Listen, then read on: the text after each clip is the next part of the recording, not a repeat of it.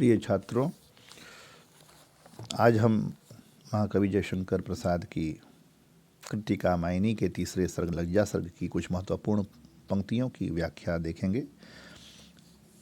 लज्जा इन पंक्तियों में श्रद्धा को अपना परिचय दे रही हैं। इसके पहले उन्होंने कहा है कि मैं उसी चपल की धात्री हूँ, गौरव महिमा हूँ सिखलाती, ठोकर जो लगने वाली है उसको धीरे से समझाती। आगे लज्जा क्या कहती है श्रद्धा से कि मैं देव सृष्टि की रति रानी, निज पंच बाण से वंचित हो, बन आवर्जना मूर्ति दीना, अपनी अतृप्ति सी संचित हो। लज्जा कहती है मैं ही वास्तव में देवताओं की सृष्टि में रति रानी के नाम से जानी जाती थी, किंतु प्रलय होने पर देव सृष्टि का विनाश हो गया, जिससे मेरे प्रियवर कामदेव भी अपना शरीर खो बैठे और अनंग बनकर मुझसे बिछुड़ गए। मैं देव सृष्टि की रतिरानी निज पंचबाण से वंचित हो, बन आवर्जना मूर्ति, आवर्जना यानी परित्यागमय हीनता बोध, दीना अपनी अतृप्ति सी संचित हो। उनके बिछड़ने यानी लज्जा कहती है कि मेरे जो प्रियवर कामदेव जब अपना शरीर खो बैठे, अनंग होकर बिछड़ गए, तो बिछड़ने के बाद से अब मैं परित्याग की एक दीन मूर्ति बनकर हीनता बोध का अनुभव करती हुई इधर उधर भटक रही हूँ। और चूँकि जिन देवताओं के हृदय में प्रवेश करके मैं तृप्ति का अनुभव करती थी, वे सब समाप्त हो गए हैं, इसलिए अब मैं अतृप्ति की एक संचित मूर्ति बनकर रह गई हूँ। कवि ने यहाँ पर लज्जा को ही कामदेव की पत्नी रति कहा है। कवि का यह कथन इसलिए सार्थक और समीचीन है क्योंकि रति मनोभाव का प्रकटीकरण लज्जा के रूप में ही होता है, बिना रति भाव के लज्जा उत्पन्न नहीं होती। कामदेव का नाम पंचबाण इसलिए पड़ा है क्योंकि उनके पास 5 बाण होते हैं, जिन्हें सम्मोहन, उन्मादन, स्तंभन, शोषण और तापन कहते हैं। किंतु कतिपय विद्वान यह स्वीकारते हैं कि कमल, अशोक, आम्रमंजरी, नवमल्लिका और नीलकमल, इन 5 प्रकार के फूलों के बाणों को धारण करने के कारण ही कामदेव को पंचबाण कहा जाता है। यहाँ उपमा और मानवीकरण का अलंकार प्रयोग में लिया गया है। आगे देखते हैं। अवशिष्ट रह गई अनुभव में अपनी अतीत असफलता सी, लीला विलास की खेद भरी, अवसादमयी श्रम दलिता सी। अवशिष्ट यानी जो बचा रह गया हो, लीला विलास आनंदमयी काम कृणाएं, अवसादमयी खिन्न दलिता थकी हुई। देव सृष्टि के विनाश के उपरांत लज्जा कहती है कि मैं अपने भूतकाल की असफलता के रूप में एक अनुभव बनकर आज शेष रह गई हूँ, अर्थात अब मेरा कोई शरीर रूप नहीं रह गया है, वरन मैं केवल एक भावना के रूप में विद्यमान हूँ। मेरी वह आनंद से भरी काम क्रीड़ाएँ देव सृष्टि के विनाश के साथ ही समाप्त हो गईं और अब मैं एक ऐसी नायिका की भांति हूँ जो खेद, खिन्नता और अत्यधिक थकान से भरी हुई हो। कवि ने रति को अतीत की असफलता सी इसलिए बताया है क्योंकि देव सृष्टि में रति देव बालाओं के हृदय में अधिकार पूर्वक निवास करती थी और उन्हें काम वासनाओं के प्रति आकृष्ट करती थी, किंतु इस अनाचार का परिणाम यह हुआ कि समस्त देव सृष्टि ही प्रलय के अंदर समा गई और रति भी अपना शरीर खोकर केवल एक भावना के रूप में ही शेष रह गई। यह उसकी असफलता ही है।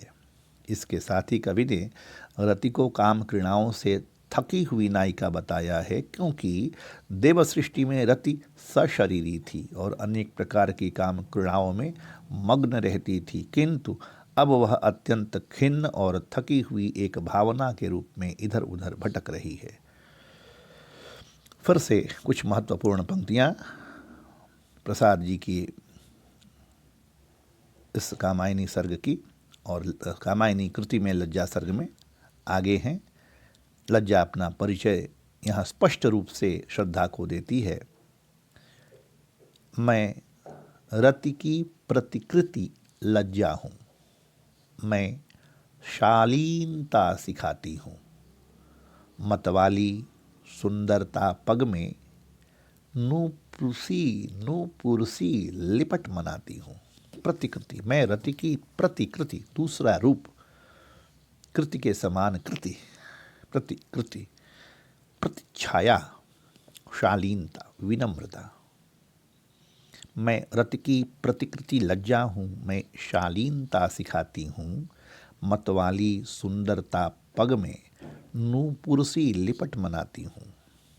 रति तो प्रलय काल में अपना शरीर खो बैठी और अब मैं उसकी प्रतिछाया के रूप में लज्जा बनकर इस संसार में निवास कर रही हूँ तथा सुंदर तरुणियों को विनम्रता की शिक्षा देती रहती हूँ। इसके साथ ही जिस प्रकार किसी उन्मत्त नर्तकी के नाचते हुए उसके पैरों में लिपटे घुंघरू बार बार बजकर उसे अपना नृत्य रोक देने को प्रेरित करते रहते हैं, उसी प्रकार मैं भी सुंदर तरुणियों के हृदय में बैठकर उन्हें प्रेम मार्ग की ऊंच नीच के विषय में चेतावनी देती रहती हूँ और उन्हें सोच समझकर आगे बढ़ने की प्रार्थना करती हूँ। कवि ने इस पद में लज्जा के दो प्रमुख कार्यों की ओर इंगित किया है। एक तो वह सुंदर तरुणियों को विनम्रता की शिक्षा देती है, दूसरे उन्हें प्रेम मार्ग पर स्वच्छंदता से बढ़ने से वर्जित करती है, क्योंकि निर्लज्ज युवतियां ही पापिनी और पथभ्रष्टा कहलाती हैं, जबकि लज्जाशील नारी का समाज आदर करता है।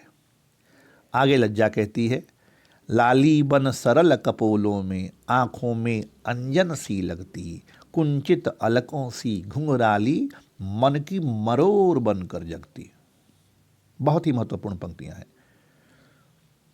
लाली बन सरल कपोलों में आँखों में अंजन सी लगती, कुंचित अलकों सी घुंघराली मन की मरोर बनकर जगती।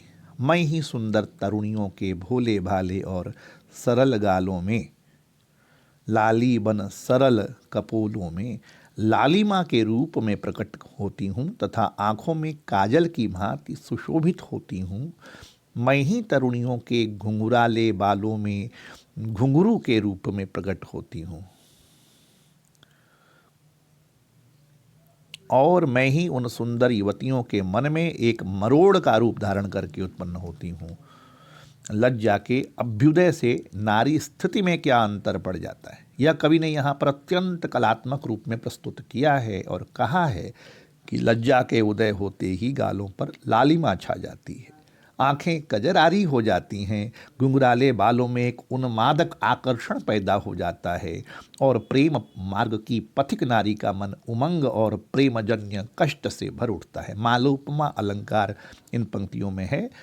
चंचल किशोर सुंदरता की मैं करती रहती रखवाली, मैं वह हल्की सी मसलन हूँ जो बनती कानों की लाली। चंचल किशोर सुंदरता की मैं करती रहती रखवाली, मैं वह हल्की सी मसलन हूँ जो बनती कानों की लाली। लज्जा श्रद्धा से कहती है कि मैं चंचलता से भरी किशोरियों के सौंदर्य की रखवाली करती रहती हूँ तथा मैं ही वह हल्की सी मसलन हूँ जो कानों की लाली के रूप में प्रकट होती है। अर्थात मेरे आगमन से ही सुंदरियों के कान लाल हो उठते। कवि ने अत्यंत सूक्ष्म मनोवैज्ञानिक आधार को ग्रहण करते हुए यह स्पष्ट किया है कि जिस प्रकार किसी किशोरी को कोई अप्रिय कार्य करने के परिणाम स्वरूप दंड भोगना पड़ता है और उसके कान उमेठ दिए जाते हैं जिससे वे लाल हो उठते हैं, उसी प्रकार लज्जा भी किशोरियों को नियंत्रित करती है जिसके कारण उसके कान लाल हो उठते हैं।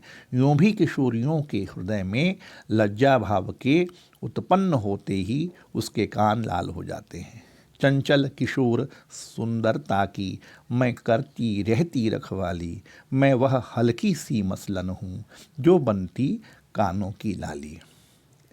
ये लज्जा सर्ग में लज्जा के आत्म परिचय स्वगत कथन के रूप में बहुत ही महत्वपूर्ण पंक्तियाँ हैं। इन्हें ध्यान रखने की आवश्यकता है। धन्यवाद।